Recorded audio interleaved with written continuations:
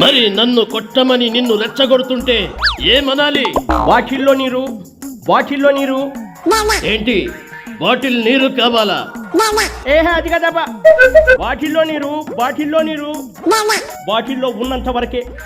ఒకసారి బాటిల్లో నీరు కింద పడితే, బాటిల్లో నీరు కింద పడితే బాటిల్లోకి రావు. అయినా మాకు బాటిల్ నీళ్లతో పని లేదు. మేమిద్దరం తాగేది నదులు చెరువుల్లో నీరే. చివరికి ఈడు మంచినీళ్ళు కూడా ఇవ్వట్లేదు జగనన్న. అడ్డమైన చెరువుల్లో నీళ్లు తాగిస్తున్నాడు.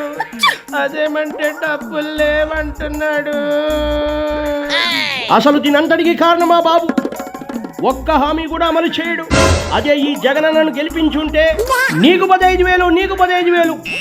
మీ అమ్మలకు 45 ఏళ్ళు దాటుంటే వాళ్ళకు 15,000 వచ్చుండేవి ఈ సంవత్సరానికి. మీ అన్నలు తమ్ముళ్ళు డ్రైవర్లు అయి ఉంటే వాహన మిత్ర కింద వాళ్ళకు 10,000 వచ్చిండేటివి ఈ సంవత్సరానికి. మీ బాబాయిలు మావయ్యలు రైతన్నలైతే వాళ్ళకి సంవత్సరానికి 20,000 వచ్చిండేటివి.